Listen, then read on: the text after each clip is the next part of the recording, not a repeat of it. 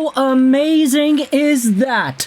For the second straight year, the Edmonton Oilers failed to show up when they absolutely needed to. For the second straight year, they got eliminated with the hopes and dreams of Oilers fans all over getting totally crushed.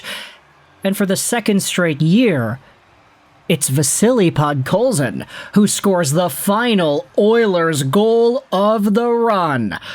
In 2025, Edmonton loses an embarrassing Game 6 to Florida. Vasily Podkolzin gets the final goal. In 2026, Edmonton loses in the first round to Anaheim, and Vasily Podkolzin gets the final goal for Edmonton in Game 6. Ladies and gentlemen, the Oilers are out.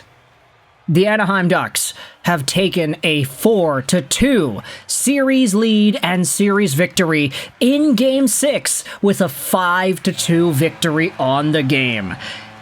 You know what? We don't even need to talk about the game. Screw the game. We got to talk about what happens next, because I definitely want to give props and praise to Anaheim and what they were able to accomplish, and the story of how this young team that had a little bit of doubt casted on them because, they traded away Trevor Zegras, they made some moves, they sent away Drysdale, they got Cutter Gauthier. Pat Verbeek is a hard-nosed son of a gun who's building his team in a very particular way, and they're young. This was the first year in many years where Anaheim was actually looking pretty good, and they came out the gates flying in 25-26. They ended up becoming one of the best teams in the league in short order, and all of a sudden, after not making the Stanley Cup Playoffs since 2018, where, by the way, last time they were in the playoffs, they got swept by San Jose. It's been a long 9 years for the Anaheim Ducks. They finally got back into the playoff picture, and they eliminated the back-to-back Stanley Cup runner-ups in the Edmonton Oilers. We have a lot of opportunity from here on out to talk about what greatness Anaheim was able to accomplish this season, but in this video, we have to talk about the Oilers!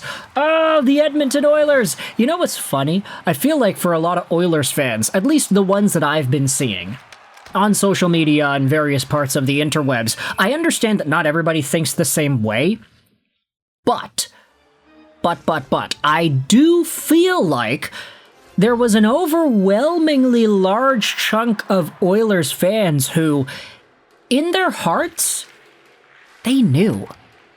They knew that this wasn't the team to get it done. They had a miracle run in 2024, made the finals, went down 3-0 to Florida, tied it, and then in Game 7 they lost 2-1. Super tight game. They could have won it all there. Had they just performed better in Games 1, 2, or 3, they could have had a cup in 2024. 2025, it's a little bit less like the one that got away, and it's a little bit more like, they just kind of burned out.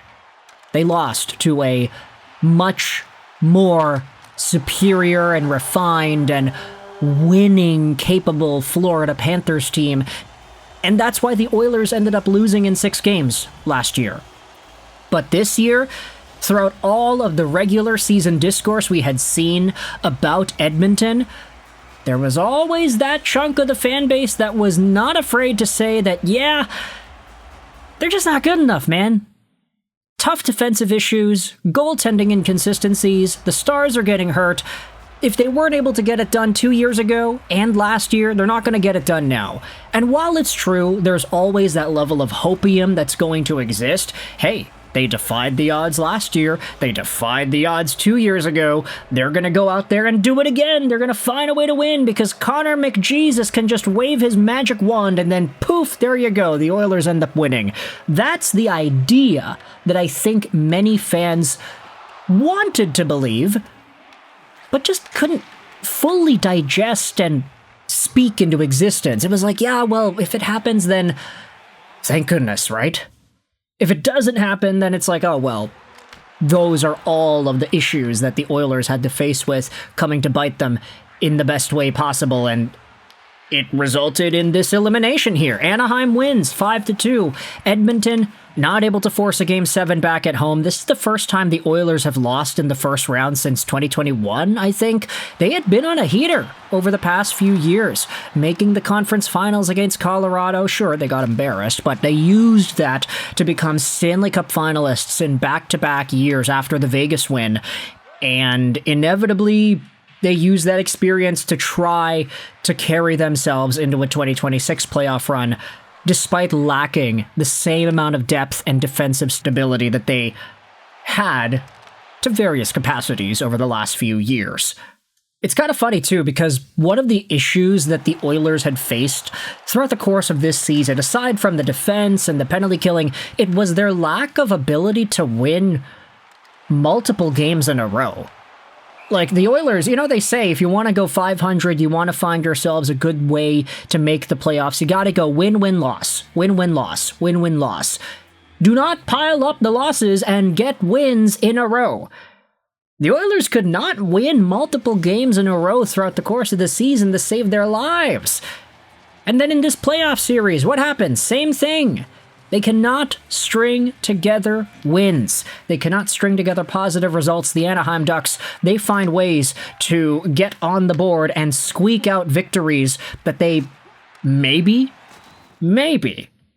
just manifested out of thin air. Ryan Poehling gets the overtime winner in game number 5. It's a phantom puck. A lot of us are wondering if it was in, if it wasn't, but from the video evidence and our common understanding of geography, it was in. Ryan Poehling, guess what? He starts out the scoring in this game number 6. And that guy has been an absolute gem of a revival story to pay attention to with the Anaheim Ducks. I know he was fine in Pittsburgh, he was fine in Philadelphia, he was fine as a Montreal Canadiens prospect, but Ryan Poehling has taken on an entirely new meaning to his hockey playing career with what he has accomplished in an Anaheim Ducks sweater in the playoffs. This is such a strong-willed hockey player, and I think ultimately these are the qualities that a lot of Oilers fans would say were lacking from Edmonton's overall game plan in this playoff series. A lot of the problems from the regular season just came back to the forefront. What's going to happen with the coaching? How is that going to play out? What's the status with the defense? And how does Connor McDavid feel? We had some analysts speaking on Sports Talk Radio and writing in their articles that if the Oilers lose, and if there doesn't really seem to be a semblance of hope for the short-term future, could that element ignite Connor McDavid trade rumors? Does that put Leon Draisaitl in a vulnerable spot? I hope not. The guy signed on for so long, making $14 million a year. Connor McDavid took a pay cut to stay with this team, but he only signed for 2 years. He's got just a little bit of time left, and unless the Oilers make drastic changes, unless they put it together, they just don't really seem to have a long-term future with this guy. I don't know. There are a number of issues with the way the Oilers have handled their trades and which players they go out there and target and whichever ones actually help the franchise.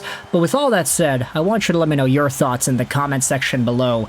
Connor McDavid? Nah, he's Connor eliminated, baby. The Oilers lose 5-2 in Game 6 to the Anaheim Ducks. Anaheim wins the series. They'll play off against either Vegas or Utah, although it looks like Vegas is in the lead at the moment, so odds-on favorite, the Golden Knights and the Ducks. It's the Sphere versus Disneyland, baby. Let me know your thoughts in the comment section below about Edmonton losing. I hope you enjoyed this video. And bye.